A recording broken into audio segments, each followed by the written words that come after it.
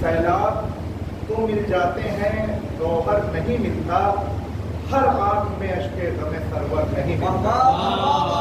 सैलाब तो मिल जाते हैं, गौहर नहीं मिलता, हर आंख में अश्के गमे सरवर नहीं मिलता। शेर देखेंगे कि सीनों में नहीं ढूंढिए हैदर के फज़ाइल, सीनों में नहीं ढूंढिए हैदर के फज़ाइल, सीनों में नहीं ढूंढिए हैदर के फज़ाइल, मिट्टी के मकानों में समंदर नहीं मिलता। हैदर के फज़ाइल, सीनों में नहीं ढूंढिए हैदर के फज़ाइल, मिट्टी के मकानों में समंदर नहीं मिलता। तो 100 रूप हैं दुनिया के मगर शह का आज़ादार, 100 रूप हैं दुनिया के मगर शह का आज़ादार, लोगों से कभी भेद बदल कर नहीं मिलता। दुनिया के मगर शह का आज़ादार, लोगों से कभी भेद बदल कर नहीं मिलता। तो ये शेर देखिएगा कि ये रोजे पे रोजे, ये नमाजों पे नमाजें, कि ये रोजों पे रोजे, ये नमाजों पे नमाजें, शब्बीर न होते तो ये मंजर नहीं मिलता। ये रोजों पे रोजे, ये रोजों पे रोजे, ये नमाजों पे नमाजें, शब्बीर न होते तो ये मंजर नहीं मिलता। और ये शेर बतौर खास देखिएगा कि इस्लाम ने ये सोच के सरवर को सदा दी, इस्लाम ने ये सोच के सरवर को सदा दी, खास तौर से मौलाना इस्लाम ने ये सोच के सरवर को सदा दी, मक्तल है यहाँ कोई पैगंबर नहीं मिलता। ये सोच के सरवर को सदा दी, इस्लाम ने ये सोच के सरवर को सदा दी, मक्तल है यहाँ कोई पैगंबर नहीं मिलता। तो ये मेरा पसंदीदा शेर है, सुनिएगा हजरात की। एक ताज़िया मिल जाएगा कुछ फूल मिलेंगे, ये ताज़िया मिल जाएगा कुछ फूल मिलेंगे, एक ताज़िया मिल जाएगा कुछ फूल मिलेंगे, अरे ताकों में हमारे यहाँ पत्थर नहीं मिलता। एक ताज़िया मिल जाएगा, एक ताज़िया मिल जाएगा कुछ फूल मिलेंगे, ताकों पे हमारे यहाँ पत्थर नहीं।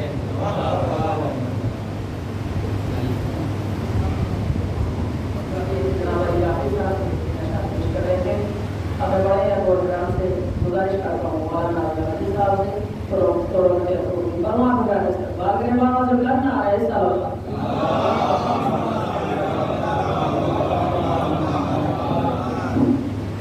नारे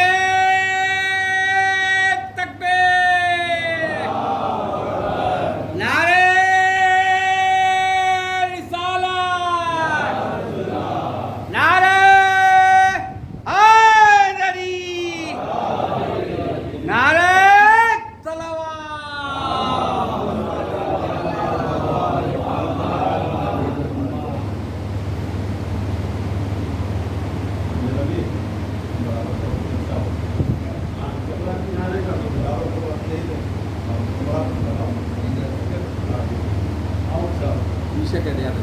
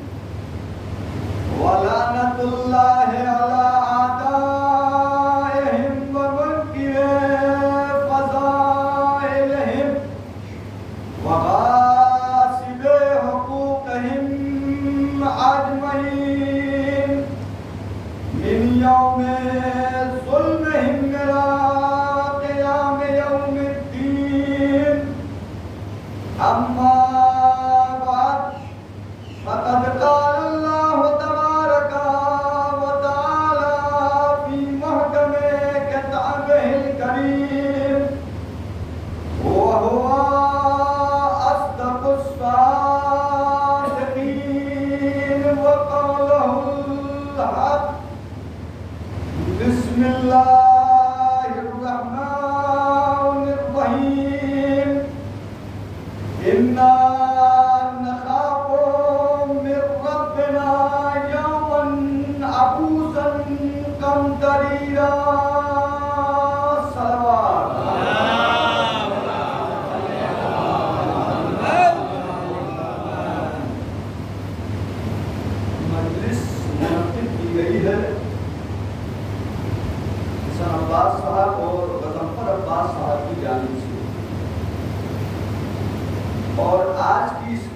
जिसका उन्वान भी हजरत अब्बास। सब आगे तशरीफ लाइए। सलात बेहतर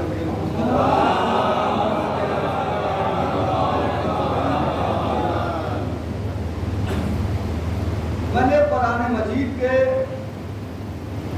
सूरह दहर की 10 नंबर या शरीफा इसे बिल्ला इस वक्त अनुमान बना रहा हूं। इसके एक लफ्ज से ही मुझे वादा करना है, पूरी मजलिस इंशाअल्लाह इसी पर रहेगी। इन्ना नखाफु मिन रब्बिना यौमन अबूसन कमतरीरा।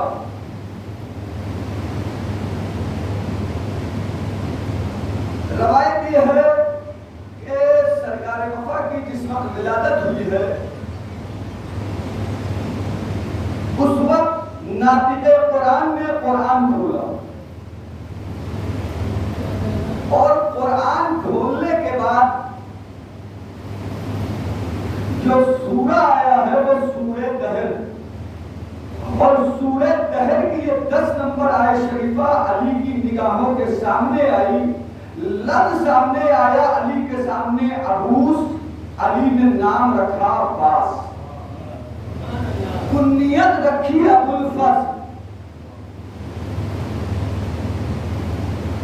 अज़ीज़ान ईमान 1 से 1.5 मिनट तमहीदी मंजिल में, क्योंकि अब उस बात को वहां से मुत्तसिल कर दूं कि ज़ाकिर आखिर में जहां से बात खत्म की है। अली भाई वो आखिरी शेर जो आपका था कि दांतों पर हम दूध नहीं रखा करते। कायनात के अंदर हजरत आदम के आने के बाद कुछ लोगों ने बुत परस्ती शुरू किया, कुछ लोगों ने बुतों को अपना खुदा माना। बात और आगे बढ़ी, इब्राहिम का जमाना आया तो लोगों ने सूरज को खुदा माना। मूसा का जमाना आया तो लोगों ने गौशाला को पूजना शुरू कर दिया, बछड़े की परस्ती शुरू कर दिया कि शायद ये हमारा खुदा है।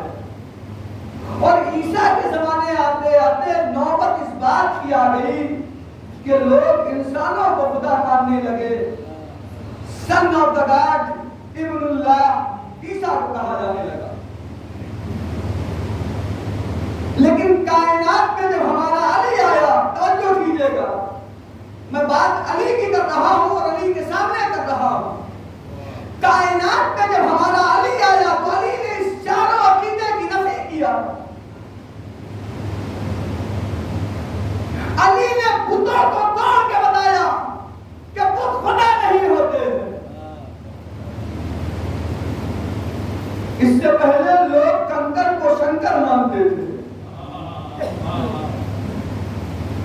अली ने बुतों को तोड़ के बताया कि बुत खुदा नहीं होते हैं। सूरज को पलटा के बताया सूरज खुदा नहीं है। अजगर को चीर के बताया जानवर खुदा नहीं होता। सर को सजदे में रख के बताया इंसान खुदा नहीं होता। एक सलवा पे तेज बते मोहम्मद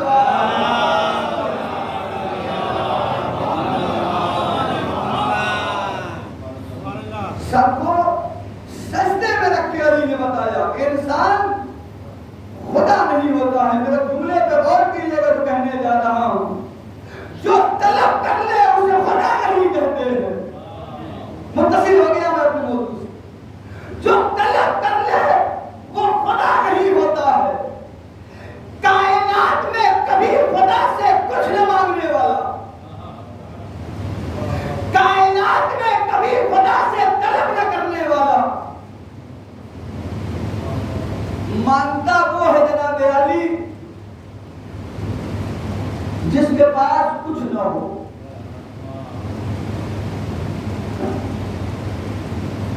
और ये वो है कि जिसे अल्लाह ने इख्तियार ये दिया है कि जो सो जाए तो मर्जी खरीदता है, ज़रूरत मांग दे तो इबादत खरीद लेता है। और कीजिएगा जिसकी रोटी पे जन्नत मिल जाए वो दुनिया की तलब क्या करेगा? ये जुमला यहाँ रुक कर और कह दूं, इतने फसाइल के बाद कभी कभी जो होता है लोग शक करके ये कहते हैं कि जनाब अली ये शिया जो है ना ये अली को खुदा मानने लगते हैं। नाऊज़ बिल्लाह मिन ज़ालिक। अगर शिया है तो अली को खुदा नहीं मानता है। जुमला कौन शेर अली भाई? शिया अली को खुदा नहीं मानते हैं। अगर खुदा मानता होता शिया को तेरा नजर बनाता।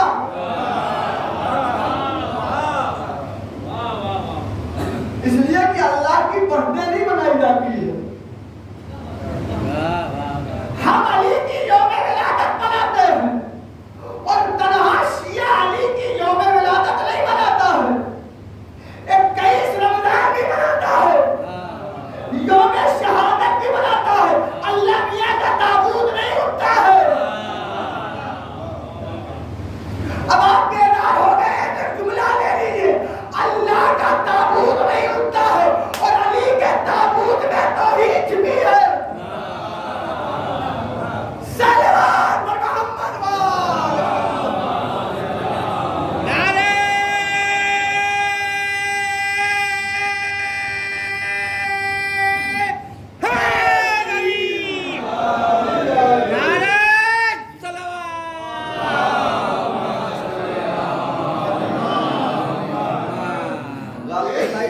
बंद कर दीजिए। सलवात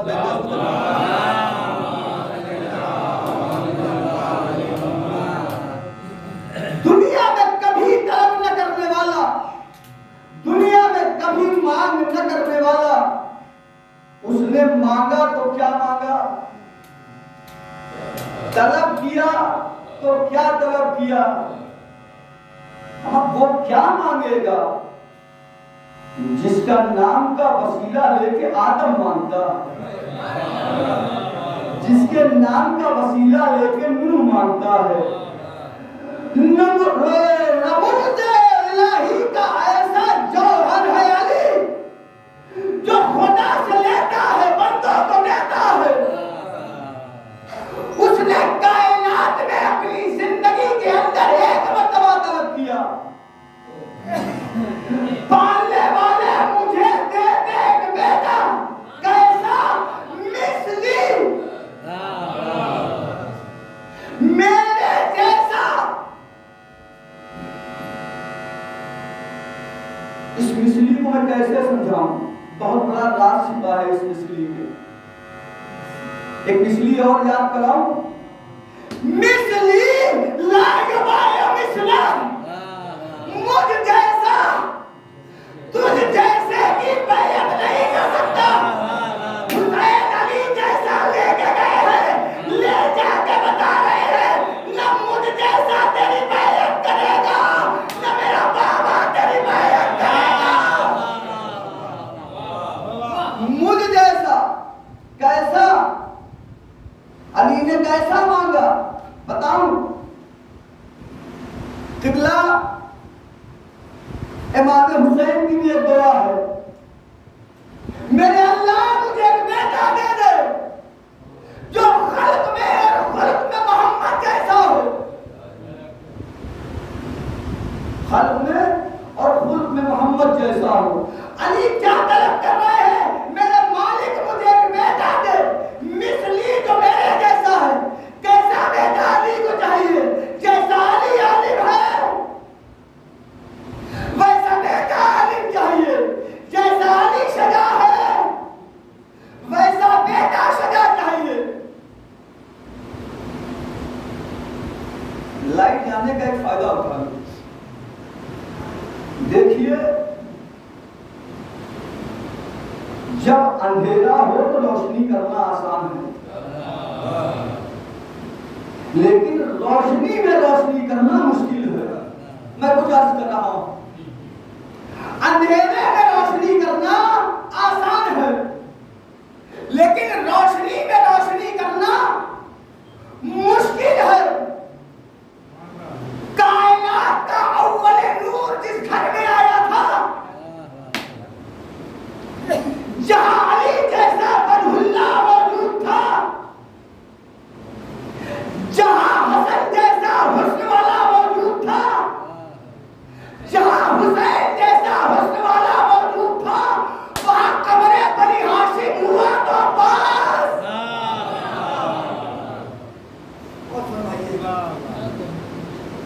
हालांकि ये हसन और हुसैन जो है ये अली के बेटे नहीं हैं,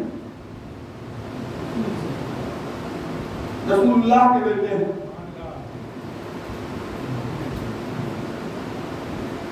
हसन और हुसैन रसूलुल्लाह के बेटे हैं जनाब। अपनी बात से थोड़ी ना कह रहा हूं, कुरान से कह रहा हूं। हदीस बयान करूं तो आप कह सकते हैं हो सकता आपने पढ़ी हो मैंने न पढ़ी हो, आयत तो सबने पढ़ी है बिहम्दिल्लाह। अब ना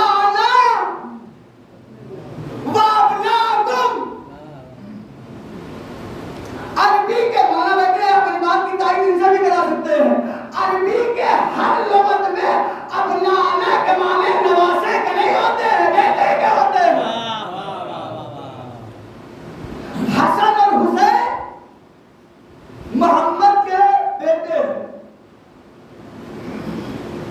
है मोहम्मद के बेटे, पैदा हुआ अली के घर में। बहुत कीजिए, हसन और हुसैन मोहम्मद के बेटे, अल्लाह ने पैदा कराया अली के घर में। मेरे मालिक जब बेटे मोहम्मद के ही थे तो मोहम्मद के घर में पैदा करा देता। पैदा करा रहा है अली के घर में, कह रहा है मोहम्मद के बेटे। क्या तुमने कुरान नहीं पढ़ा? मा काना मुहम्मदुन अबा अहदिन मिन रिजालिकुम वलकिन रसूलुल्लाह व खातमुन नबिय्यीन। फिर जुमला दोहरा रहा हूं, हसन और हुसैन मोहम्मद के बेटे आए अली के घर में हैं। ये टेक्निकल प्रॉब्लम, प्रोटोकॉल यही था कि मोहम्मद के घर में आए। टेक्निकल प्रॉब्लम ये थी कि अली के घर में आए। अब मैंने आयत पढ़ दी है, माता ने मोहम्मद नबा अहदिन मिन रिजालिकुम, मोहम्मद मर्दों में से किसी के बाप नहीं है, किसी के बाप नहीं है। लेकिन इनकी अज़वाज सबकी मां है। जुमला कह के मैं आगे बढ़ जा रहा हूं आहिस्ता का। उम्मत की मां होना और है, रसूल की मां होना और है। याद रखिएगा, हसन और हुसैन रसूल के बेटे हैं। कुरान कह रहा मोहम्मद तुम में से किसी का बाप नहीं है। जब ये कह दिया था तो ये शर्त लगाने की क्या जरूरत थी? वलाकिन रसूलुल्लाह व खातमुन नबिय्यीन। लेकिन वो आखिरी रसूल है, आखिरी नबी है। ये दोनों आयत का रिलेशन जो एक ही है, तो कहने की क्या जरूरत थी? कहा इसीलिए है इनका बेटा कोई नहीं है। अगर यहाँ पैदा हो जाता तो आयत में आगे कहना है इन्हीं पे नबूवत खत्म है। घर में बेटा आता तो अल्लाह को नबी बनाना पड़ता।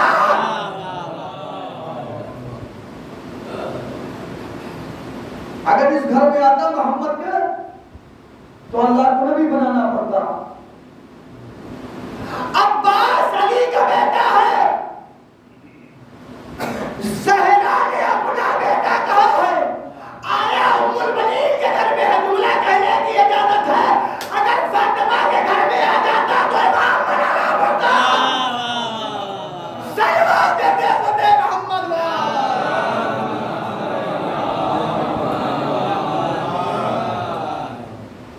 और यहाँ फहरिस्त मासूमीन मुकम्मल है।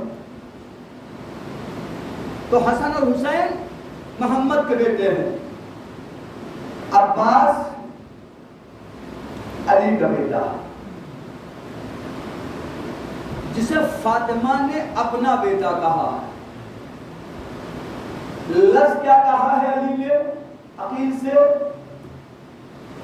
या अखी अकील अंत तुबली इमराअतन बिन ज़बिल बुयूत वल हसब वल नसब वशजा।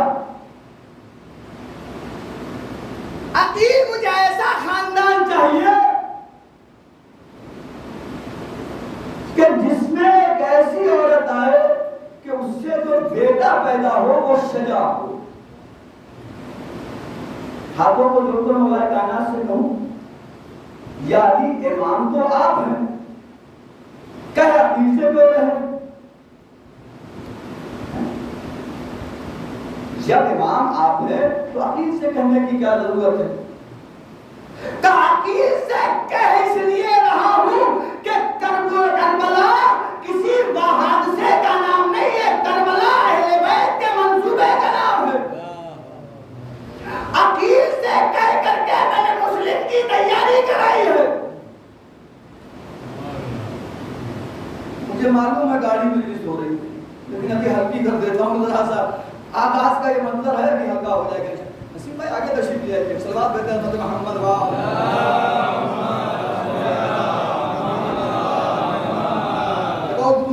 मोहम्मद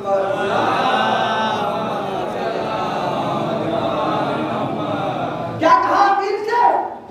एक ऐसा खानदान चाहिए जिससे शजा बच्चा मिले, जिस खानदान की औरत शजा हो।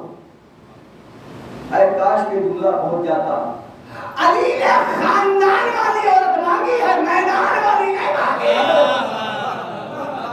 एक सलवार देते हैं बंदे मोहम्मद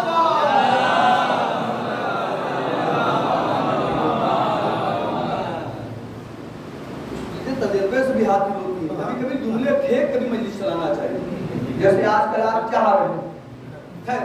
मैं पूरी तरीके से फेंकने के लिए तैयार नहीं हूँ, लेकिन देखिए फेंकने का नुकसान ये होता है कि मैटर पहुंचता नहीं, फिर कोई जुमले याद रहते हैं पूरी मजलिस की। और मैं चाह रहा हूँ कि आज कुछ तारीख पहुंचा दूं। क्या कहा अली ने? अकील मुझे एक ऐसा बहादुर खानदान की शजा औरत चाहिए जो हसब वाली हो, नसब वाली हो। अली के जुमले से इस्तेमाल करके जुमला करूं, अगर सही बेटी चाहिए, सही बेटा चाहिए तो सही खानदान में शादी करो। अगर आलिम बेटा चाहिए तो आलिम खानदान में शादी करो। एक जुमला और कह रहा हूं, ले जाइएगा। अगर मुहिब्बे अली बेटा चाहिए तो मुहिब्बे अली खानदान में शादी करो। और अब जुमला आपकी समातों के हवाले है। क्या कहा अली ने?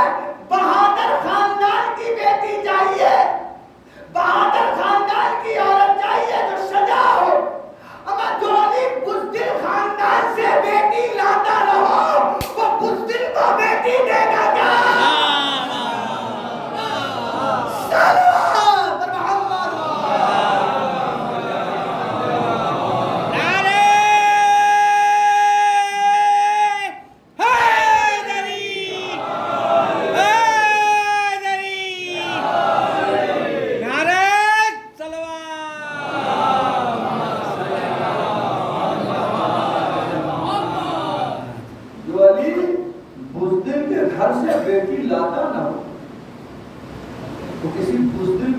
देगा क्या?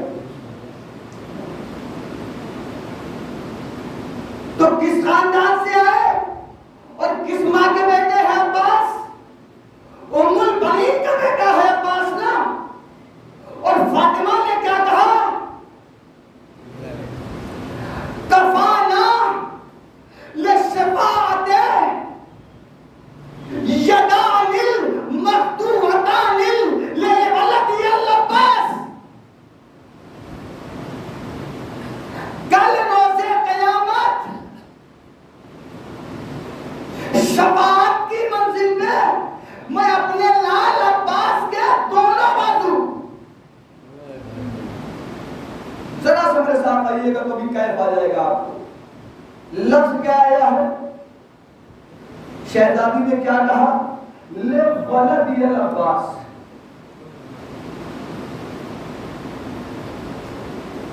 अली भाई अरबी में दो लफ्ज है, एक इब्न है और एक वल्द है। ये बच्चा बैठा है, अगर मुझे इसे पुकारना है तो क्या कहेंगे? ले इब्नी इलैया, ए मेरे बेटे इधर आ। और एक लफ्ज है ले वलदी,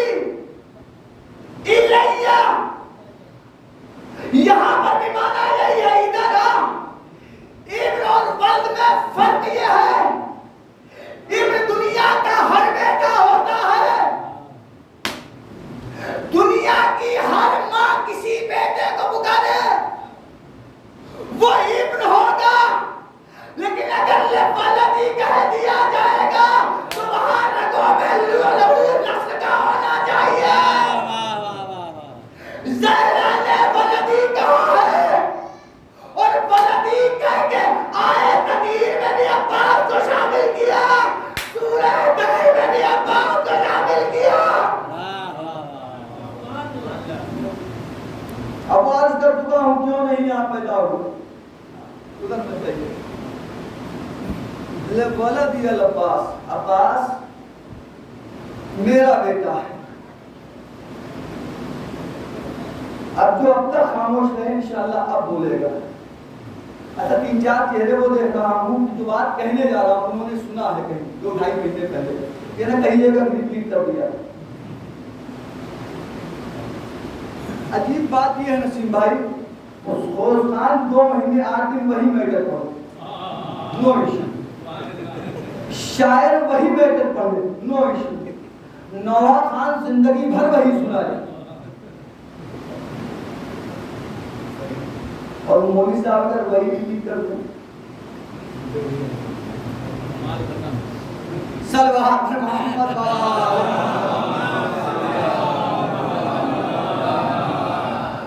अब्बास है मुल्मनीन का बेटा, फातिमा ने अपना बेटा कहा। जरा फजीलत अब्बास मुलाहजा कीजिएगा। इब्ने अबिल हदीद मुतज़ली, तारीख का बहुत बड़ा नाम, इन्होंने पैगंबर की एक हदीस लिखी और मैं जब जब इस हदीस को पढ़ता हूं तब तक मेरा दिल ये कहता है कि इस हदीस को लिख करके हर शिया के घर में तकसीम कर देना चाहिए। वो हदीस क्या है पैगंबर की?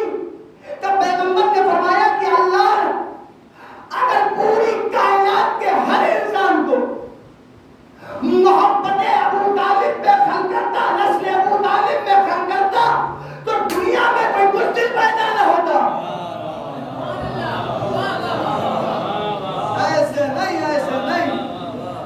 अल्लाह पूरे दुनिया के इंसानों को अगर नस्ल अबू तालिब में पैदा करता तो दुनिया में कोई मुश्किल न होता इंसान। इसका मतलब जो बुज़दिल है, अब तो समझ लो शिव इस खानदान का नहीं था।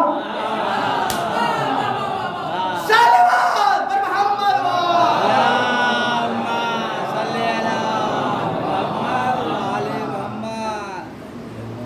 अल्लाह अगर दुनिया के हर इंसान को नस्ल अबू तालिब में पैदा करता तो दुनिया का कोई इंसान बुज़दिल ना होता। जो बुज़दिल है वो इस नस्ल से नहीं होते। अब रवायत है तारीख मक्का में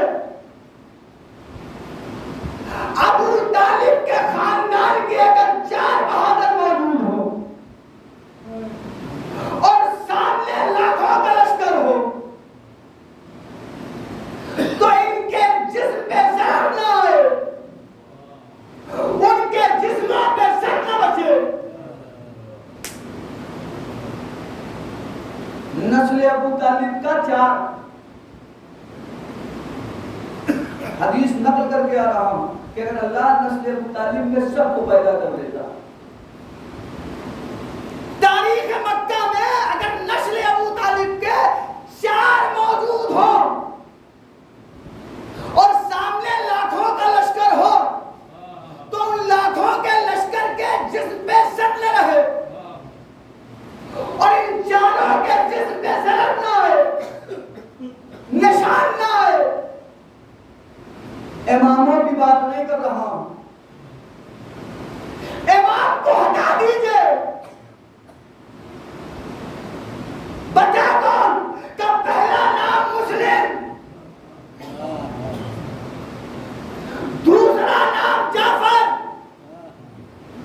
तीसरा नाम अब्दुल्ला, चौथा नाम अब्बास। ये 4 अगर मौजूद हो तो लाखों के लश्कर पे जिस्म पे सर न रहे, इनके जिस्मों पे जरर न आए। मुस्लिम कौन? अकील का बेटा। अकील कौन? अबू तालिब का बेटा। गौर कीजिएगा। जाफर कौन? अब्दुल्ला कौन? जाफर का बेटा। जाफर कौन? अबू तालिब का बेटा। एक मैं मिस कर गया। मोहम्मद हनफिया, मोहम्मद हनफिया कौन? अली का बेटा। अली कौन? अब्बास का बेटा। अब अली कौन? अबू तालिब का बेटा। अब्बास कौन? अली का बेटा। अली कौन? अबू तालिब का बेटा। ताकत अबू तालिब समझ में आई? सिमट जाए तो अबू तालिब बनता है, फैल जाए तो कभी मुस्लिम, कभी जाफर, कभी मोहम्मद हनफिया, कभी अब्बास। और कीजिएगा मुस्लिम कितना ताकतवर कि अगर इधर से उधर फेंक दे, पलट के आए तो जिंदा न बचे, हवा में मौत हो गया। अब्दुल्ला कितना ताकतवर। अली भाई ओलंपिक में दौड़ के कोई निशाना लगा दे तो राष्ट्र का गौरव हो जाता है। और जो बैठ के नेजा 3 मील के फासले पे फेंक दे उसे कहते हैं जाफर। मोहम्मद हनफिया कौन? का लोहे की ज़रा को ऐसा हाथों से तोड़ता था जैसे बच्चे पेड़ के पत्ते। चलिए तो समझ में नहीं आता। आप जाइए, आप अदादार हो और आपकी फजीलत ज्यादा है। सल्लल्लाहु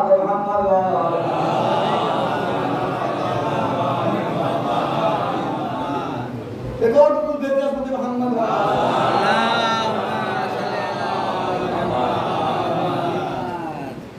ये समझ में नहीं आता है। मोहम्मद हनफिया हाथ से बांध दे। एक नबी गुजरा है ना दाऊद, लोहे को मुंह बना देते थे। किसी ने आकर के इमाम सादिक से पूछा,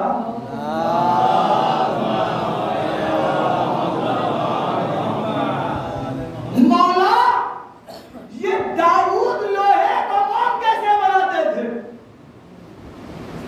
का एक जुमला था, एक लफ्ज था, दाऊद उसे पढ़ता था, लोहा मुंह बन जाता था। अब अक्ल के अंधों को इतना समझ में नहीं आया, जब नाम में इतनी ताकत है तो जिसमें अली का खून आ जाए सलवात देते फतेह मोहम्मद। नारे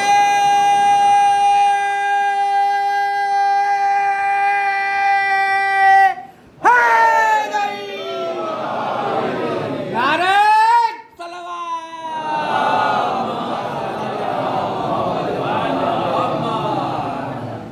हमारे तो मोहम्मद हनीफिया लोहे को मुंह बना देते। अब्बास की कितनी ताकत। अगर नया पहलू हो तो मेरे वालिदैन के हक में दुआ कीजिएगा। 2 मुहर्रम को जब काफिला फरात पे पहुंचा और उधर से बात कही गई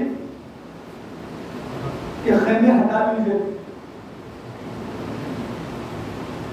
इस वक्त फिजा आई और आकर कहा अब्बास तुम्हें ज़ैनब ने बुलाया। मकाम मसायब से मकाम फजाइल की मंजिल तक ला रहा। अब्बास आपको शहजादी ज़ैनब ने याद किया है। अब्बास ने खत खींचा, एक लकीर खींची, वापस मुड़े। अब अब्बास का रुख खेमे की तरफ है, पुष्ट जालिमों की तरफ है। मजमे में से किसी ने कहा अब्बास वापस गए, आगे बढ़ो।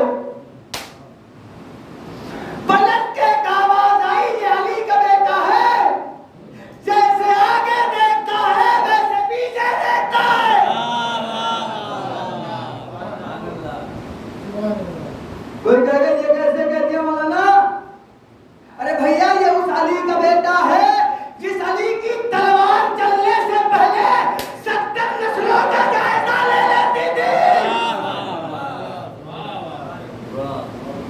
लीजिएगा।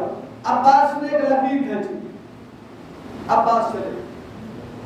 किसी ने आकर के आयतुल्लाह बहमानी से सवाल किया, मौला ये जो हजरत अब्बास ने खत खींचा है, लकीर खींची है, ये लकीर क्या है समझ में नहीं आई। आयतुल्लाह बहमानी ने बड़ा उम्दा जवाब दिया, ये जो अब्बास ने खत खींचा है ना, खत के इधर अहले बैत है, खत के उधर यजीदी है। तो अब ये लकीर कुछ नहीं है, फर्श अज़ा उसी खत का नाम है। जो इस पार है वो हुसैनी है, जो उस पार है यजीदी है। सलवात देते अज़मत मोहम्मद।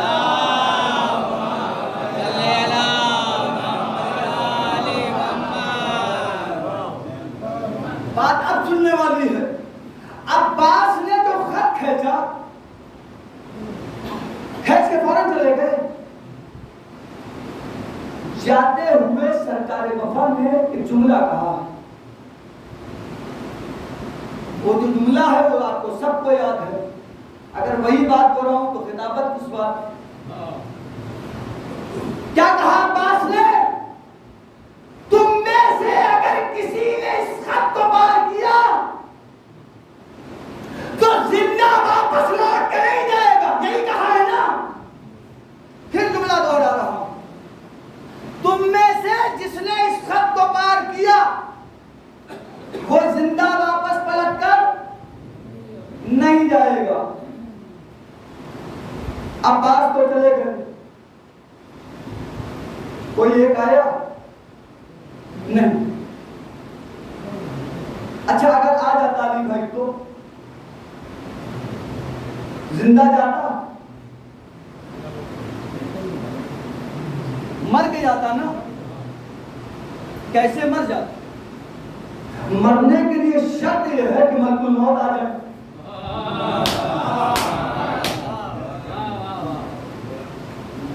मौत के लिए शर्त यह है कि मलकुल मौत का यहां होना जरूरी है।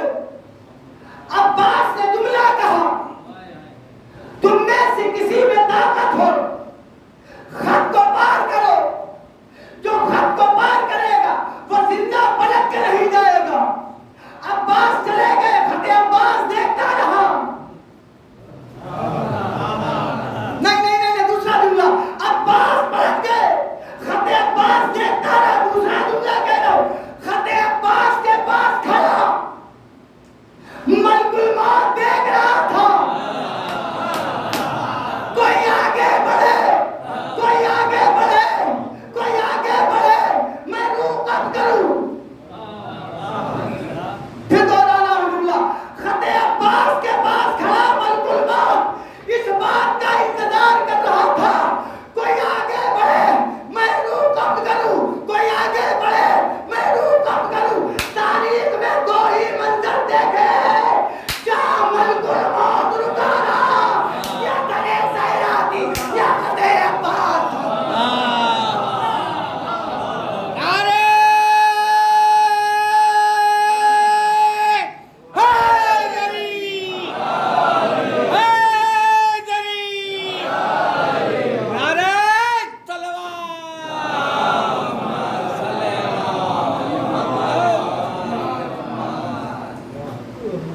तारीख में दो ही मंजर है, या दरे सहरा है जहां मलकुल मौत रुका रहा,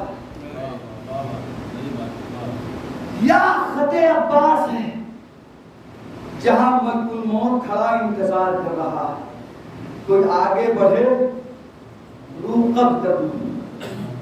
अब तक की मजलिस पूरे मजमे के लिए थी, अब की मजलिस छोटे भाइयों के लिए। सल्लल्लाहु अलैहि मोहम्मद।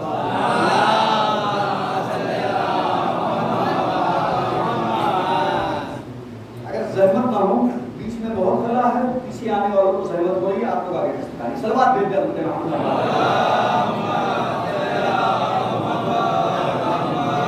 और सलवात भेज दिया मुझे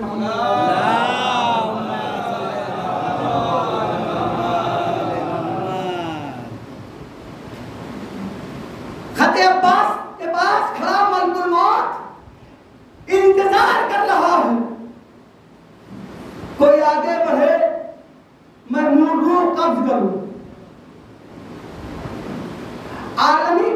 पैमाने पर एक लफ्ज पे बड़ी डिबेट है डॉक्टर साहब, जंग में और जिहाद में क्या फर्क है? साजद भाई है या नहीं है?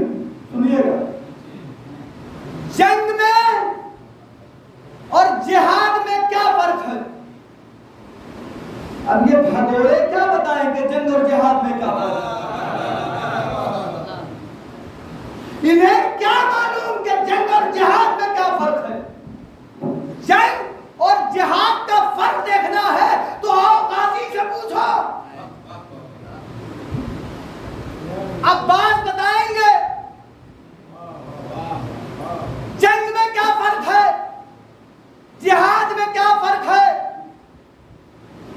ताकत है, जोश है, वलवला है, हाशमी है, बाप की तरफ से भी सजा है, मां की तरफ से भी सजा है। सारी ताकतें रखने के बाद हुसैन के कदमों में खड़े हैं, मौला इजाजत दीजिए तो हमला करूं, मौला इजाजत दीजिए तो हमला करूं, बेदार होइए, मौला इजाजत दीजिए तो हमला करूं। अच्छा, अगर हुसैन इजाजत न देते, अब्बास हमला कर देते, ये जंग होती?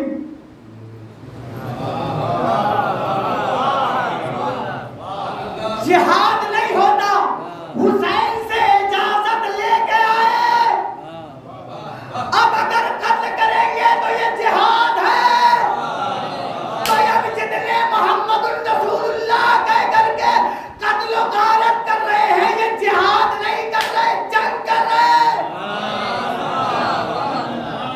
ये जंग जिहाद में तब बदलेगी जब मोहम्मद रसूलुल्लाह के साथ अली वलीउल्लाह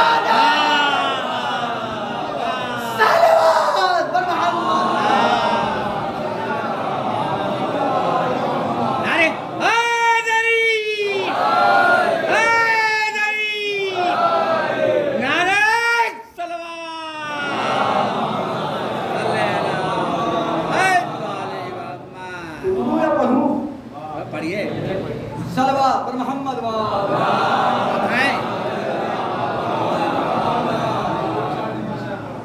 और दूसरी चीज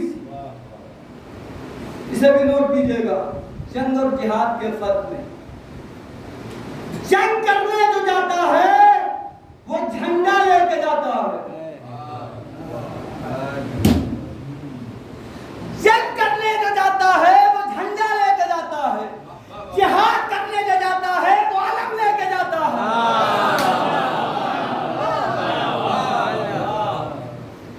40 दिन में खैबर में नहीं जा रहा हूं, मुझे खैबर पढ़ना है, पढ़ना बहुत अच्छा आता है और पढ़ना चाहिए, खैबर से भी कभी कभी इस्लाह होनी चाहिए। 39 दिन तक झंडा लेके जाने वाले भैया अलम लेके गए होते तो छोड़ के न भागते।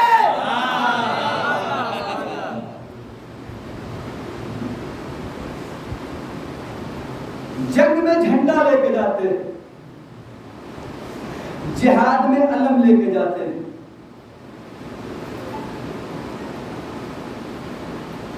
नकवी भाई, ये अलम जो इमाम बारगाहों में लगते हैं, ये खैबर से मिला है या करबला से?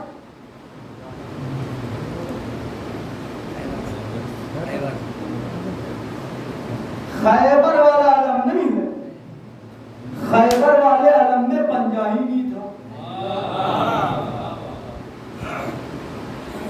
हम खैबर वाला अलम नहीं लगाते,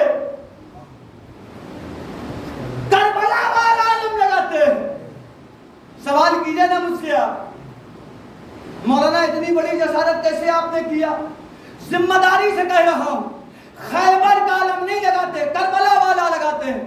इसलिए खैबर का अलम 39 दिनों तक मुनाफिकों के हाथ में था।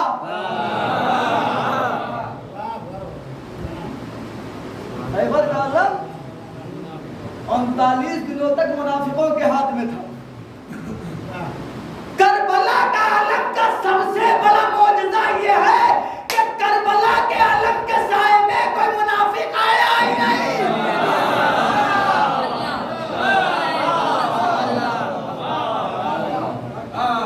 समझ में आया आलम उठाना क्यों बिदअत है?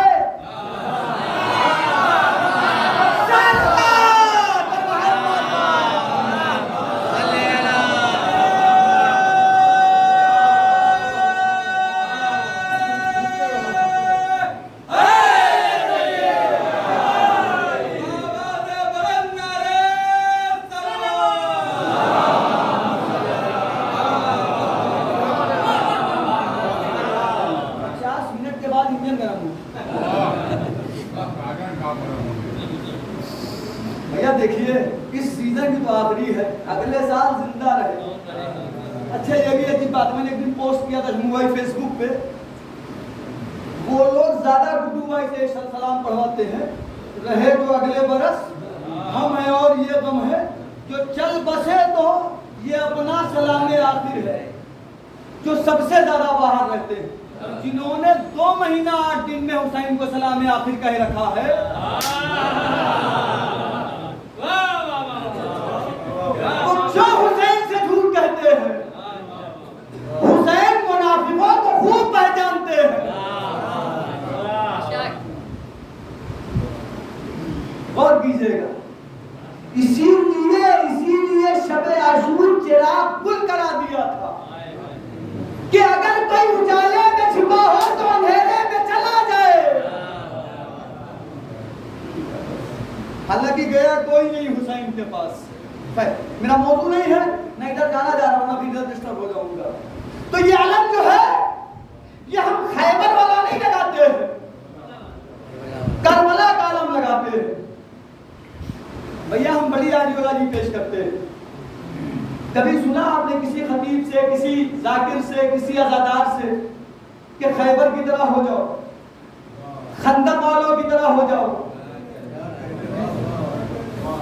जब कहा है इस मिंबर से या फर्श आज़ा से, तो यही कहा गया है करबला वालों की तरह हो जाओ। हमने कभी नहीं कहा मुनाफिकों की तरह हो।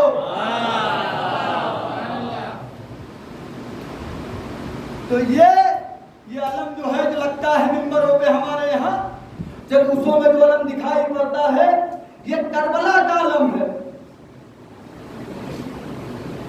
मजलिसे शह की हिफाजत के लिए 2 अलम नस्ब है अब्बास के बाजू की तरह।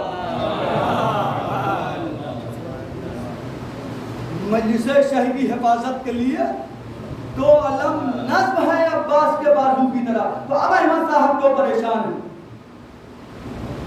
कि मजलिस में लोग ऐसे कर रहे हैं, करने दीजिए, अब्बास के बाजू सलामत हैं। मैं कह गया तो मुझे कहना था, अब्बास के बाजू सलामत है, और कसम खुदा की कितनी जिम्मेदारियां हैं अब्बास के पास। अज़ादारों की हिफाजत करे, मजलिसों की हिफाजत करे, करबला की हिफाजत करे। जुमला कहने की इजाजत है। लोग कायनात में हाथ रखने के बाद इतने काम नहीं करते जो बाजुओं को कटा के करता है। और कीजिए, चलिए इस सिलसिले की आखिरी बात, अब्बास के लिए क्या कहा इमाम हुसैन ने? ये हमारे लश्कर का अलमदार है, ये हमारे लश्कर का कमांडर है। हर मुल्क में 2 होते हैं, डॉक्टर साहब, एक लीडर होता है और एक कमांडर होता है। लीडर किस मुल्क से कैसे ताल्लुकात रखने हैं इसे तय करता है।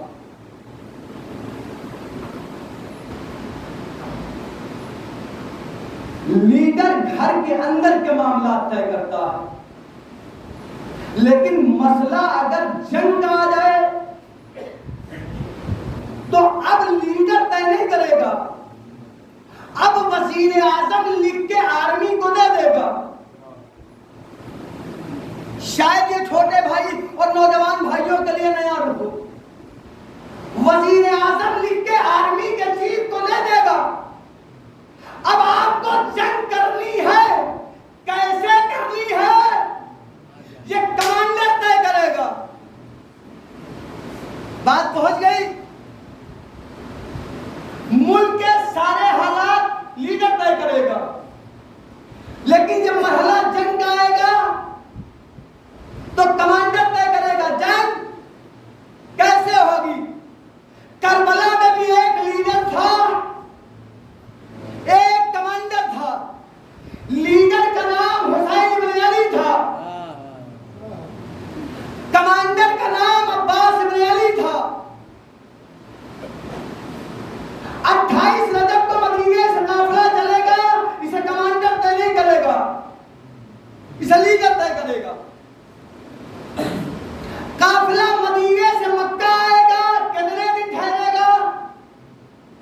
इसे लीडर तय करेगा, कमांडर तय नहीं करेगा।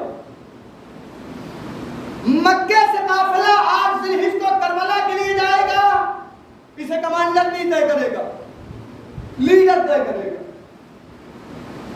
करबला में 2 मुहर्रम को खयाम कहां लगाए जाएंगे, इसे लीडर तय करेगा, कमांडर नहीं तय करेगा। लेकिन 10वीं मुहर्रम आ जाएगी, 10वीं मुहर्रम के सुबह से जंग होनी है, अब लीडर नहीं तय करेगा, अब कमांडर तय करेगा जंग कैसे होगी। कहिए ना आगे बढ़ गए। मौलाना में इतनी अच्छी भी आपने नहीं पढ़ दिया कि मिंबर ही पे बहक गए।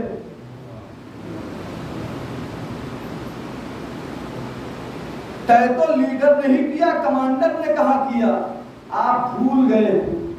ये जितने शहीद आए हैं ना, ये सिर्फ इमाम से इजाजत लेने आए हैं, इसलिए कि जंग नहीं हो रही थी, जिहाद हो रहा था। और जिहाद बगैर इमाम की इजाजत के नहीं हो सकता है। मैंने कहा ना, छोटे भाइयों और नौजवान भाइयों के लिए मैं ही रुकूंगा, बुजुर्ग मुझसे बहुत बेहतर जानते हैं। सुबह आशूर 10 मुहर्रम उमर साथ हुसैन के खयाम पे हमला करना चाहता।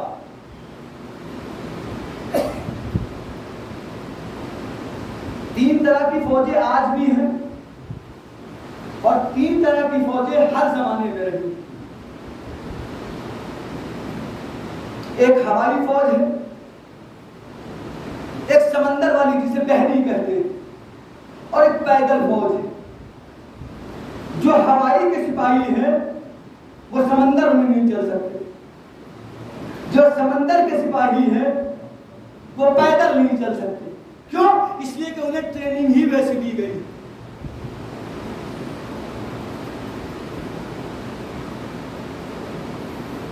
मैं कतन लेने परेशान हूं कि आप खामोशी से सुन रहे हैं, इसलिए कि ये बात खामोशी ही से सुनने वाली है ताकि जहनों में उतर जाए।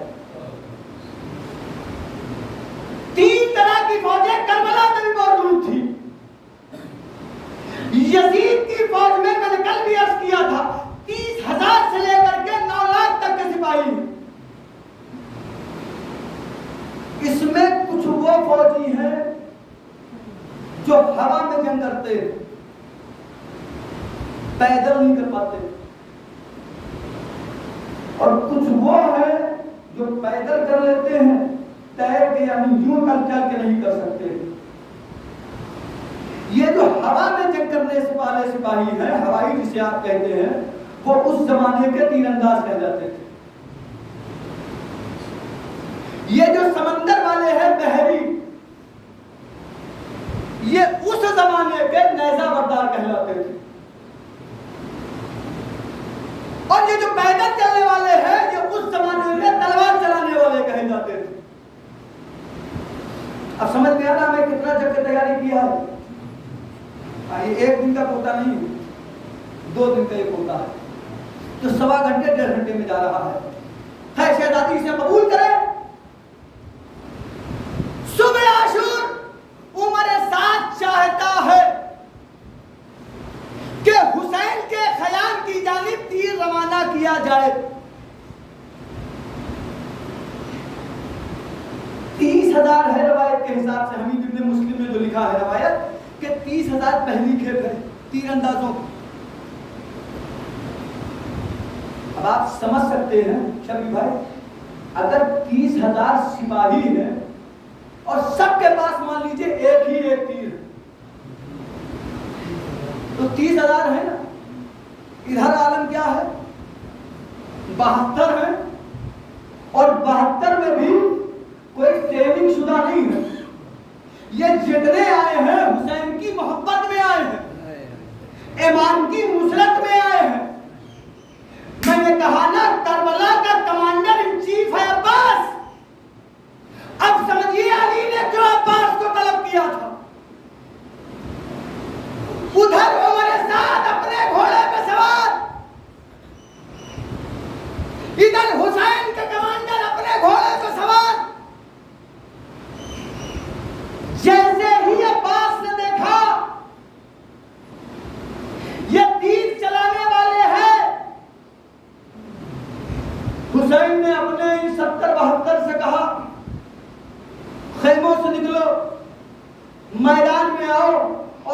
जैसे लाइन बना के खड़े हो जैसे जमात में खड़े होते।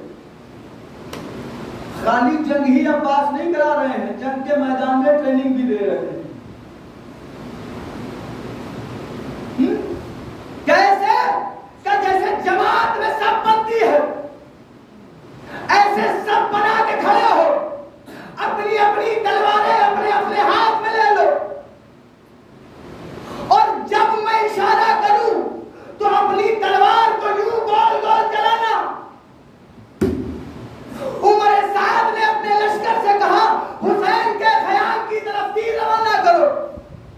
उधर से तीर चलाने का इशारा हुआ, इधर से हुसैन ने कहा अपनी तलवारों को चलाओ।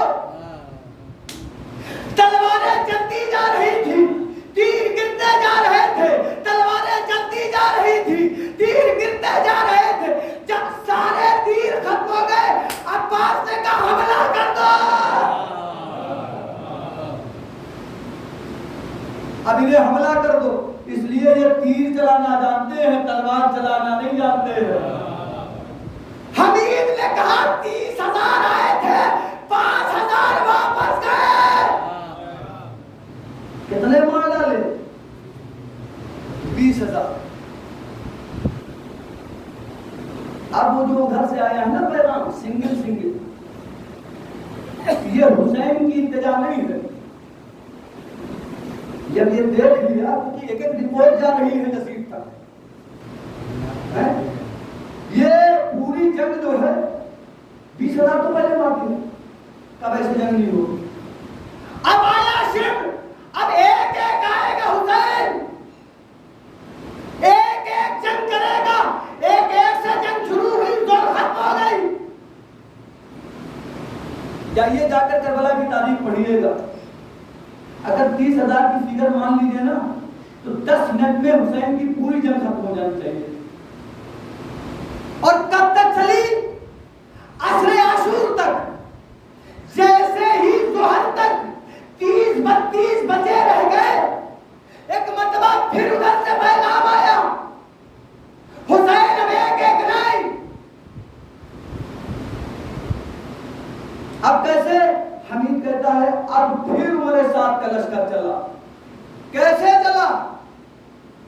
इंग्लिश का भी देखा,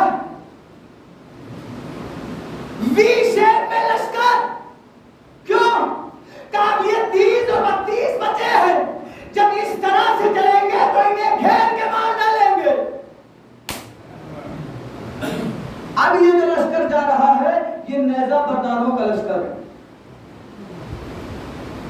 इसका नेजा बरदारों का ये लश्कर है। हमीद ने इसकी फिगर लिखी है 26,000। इधर हुसैन के कमांडर इन चीफ ने देखा ये जो 30-32 बचे थे, कब खेमे से बाहर निकलो, जानवरों से आगे आओ और मैदान में आ जाओ। और मैदान में आके क्या करो? अपने नेज़े जमीन में गाड़ो, और जमीन में नेज़ा गाड़ के सरों को यूं रख दो। क्यों?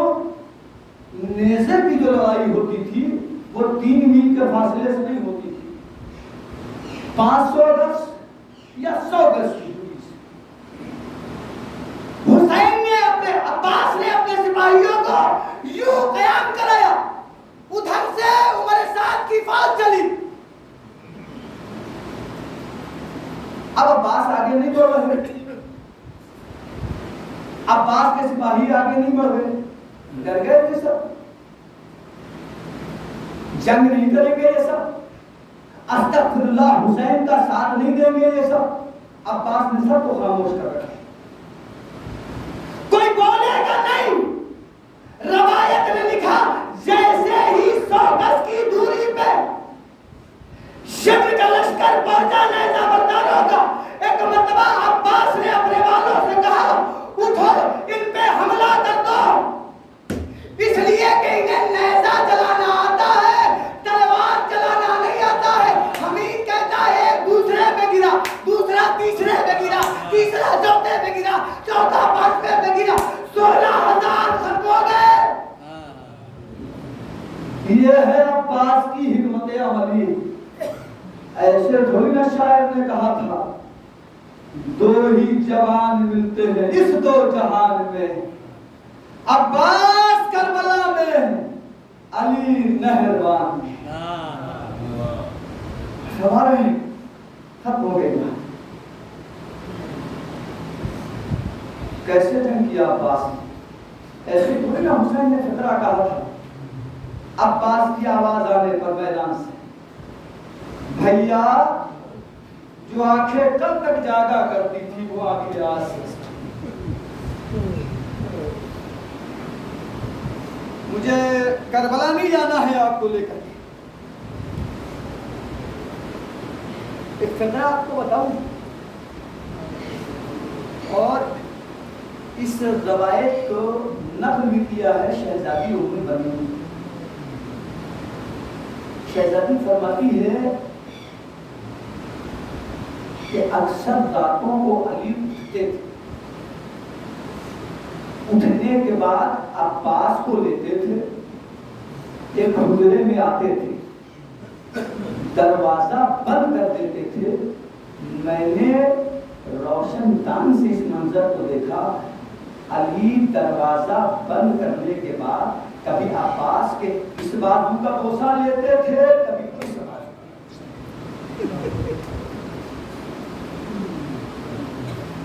मैंने पूछा, मेरे वाली जी अब्बास के बाजुओं के बोसे क्यों ले रहे?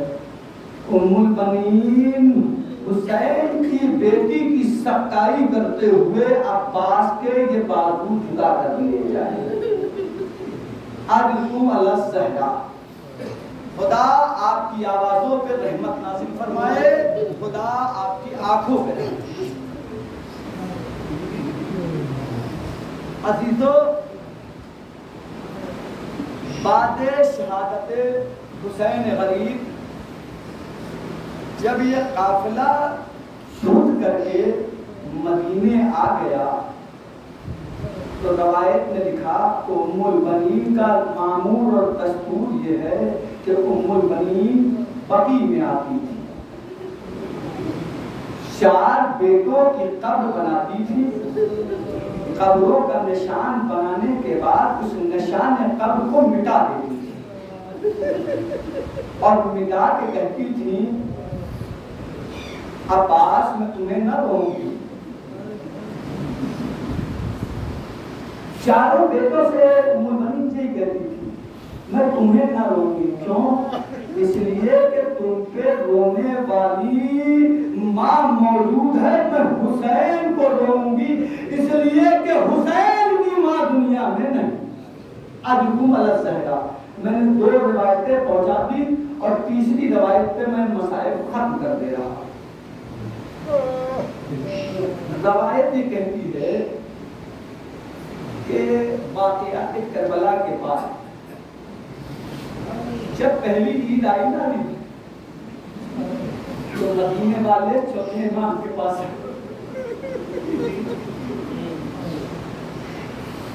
आके कहते हैं, आका आपके दादा का ये दस्तूर था, आपके पापा का ये दस्तूर था कि जब ईद आती थी तो मसनद लगा दी जाती थी। आका हम ये चाहते हैं कि वो दस्तूर फिर से कायम हो जाए। सज्जाद गरीब रोने लगा, करबला के बाद से हमने इस दस्तूर को खत्म कर दिया है, हमारे घरों की खुशियां रुखसत हो गई। आका नहीं, हम ये चाहते हैं कि ये दस्तूर फिर से कायम हो। अच्छा अगर तुम्हारा इसरार है ना तो फिर मेरी भी एक शर्त है। अब वो शर्त क्या है? का शर्त ये है कि जब तुम ईद के दिन हमारे घरों पे आना तो तुम हमें ताज़ियत पेश करना, तहनीयत न पेश करना, हमें मुबारकबाद न देना। जज़ाकुमुल्लाहु खैरल जज़ा। खुदा आपकी आवाज़ों पे रहमत नाज़िल फरमाए, खुदा आपकी आंखों पे रहमत नाज़िल फरमाए। ए अजीजों, सज्जाद ने मसनद लगा दिया। रवायत ये कहती है कि जब बाहर अब्बास के 10 बरस का बच्चा बाहर निकला। बाबा की सजी हुई मसनद को देखा, वापस पलट के दादी के पास आया। दादी, इमाम ने मसनद सजा दिया है, मुझे भी कोई अच्छा लिबास पहना दो। अजरकुम अल-ज़हरा, एक मर्तबा उम्मुल बनीन ने संदूक खोला। अब्बास की हर उम्र का जिसमें कुर्ता रखा था, अब्बास के लाल के उम्र के कुर्ते को निकाला, बच्चे को पिन्हाया, बच्चा घर से बाहर आया। रवायत ने लिखा, जैसे ही चौथे इमाम ने अब्बास के बेटे को देखा, एक मर्तबा ताज़ीम में खड़े हो गए। अजकुम अल-ज़हरा। रवायत कहती है कि जब सरकार वफा का बेटा करीब आया ना चौथे इमाम के, तो एक मर्तबा चौथे इमाम ने गले में बाहों को डाला, देर तक रोते रहे। जब बच्चा वापस घर पलट गया ना, तो एक मर्तबा मदीने वालों ने पूछा, मौला पहली चीज ये बताइए कि आप इस बच्चे के एहतराम में क्यों खड़े हुए? का इसलिए खड़ा हुआ, अरे ये मेरे उसी चचा का बेटा है, जब तक करबला में जिंदा रहा मेरा बाबा। आखिरी फकरे खत्म मसायब। मौला दूसरी वजह क्या थी? कि जब मेरे चचा का ये बेटा मेरे सामने कुर्ता पहने हुए आया, मेरी निगाहें इसके हाथों पे गई, मुझे मेरा चचा याद आ गया। हाय मेरा चचा, बाजू कट गए, मुंह के बल जमीन पे। ए आका, गुलाम था।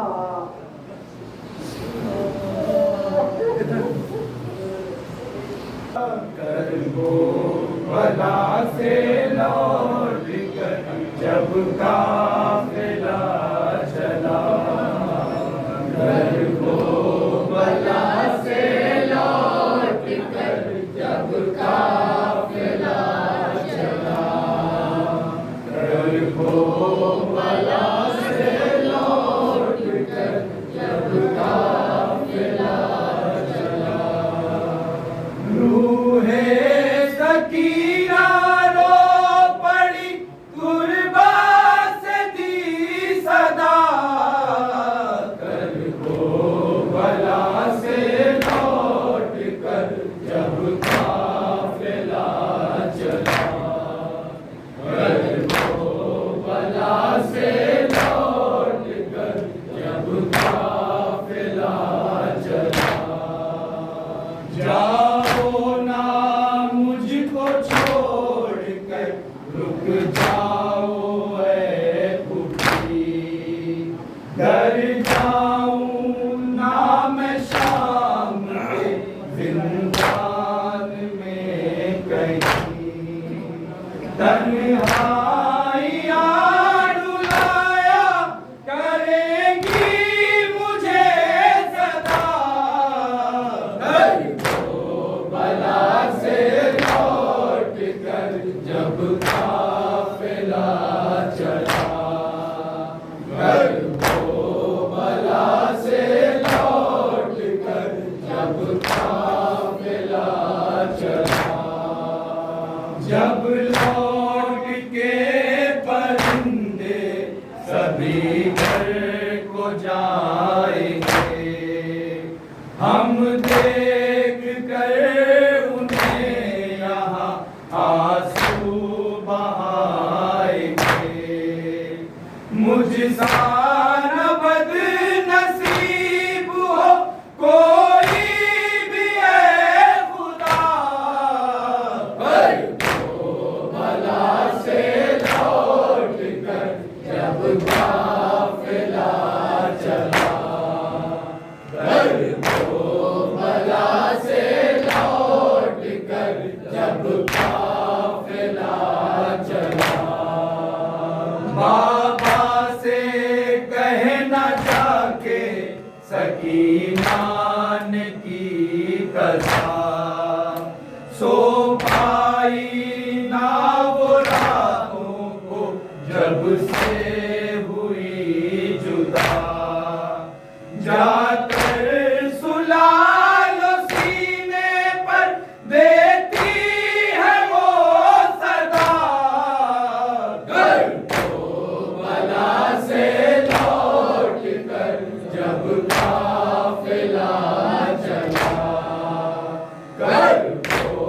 बला से लौट कर जब काफिला चला, अम्मू से कहे तो जाकर सकीना की ले खबर, रोती है याद करके लहद में वो रात भर, मिल जाएगा सुकून से दामन की दो हवा,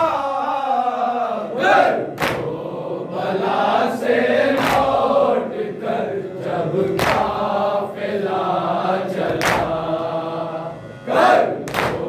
बला से लौट कर जब काफिला चला, जाओ वतन को काफिले वालों न गम करो, जाकर मदीने मजलिसे शाहे उमंग करो, देती है आज तुमको सकीना यही सदा,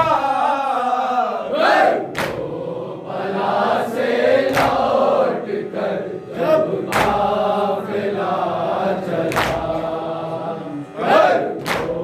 बला से लौट कर जब काफिला चला, सुगरा जो मुझको पूछे तो कह देना खो गई, उससे कहना शाम के जिंदा में सो गई, सीने से अपने उसको न करना कभी जुदा, बला से लौट कर जब काफिला चला, बला से लौट कर जब काफिला चला।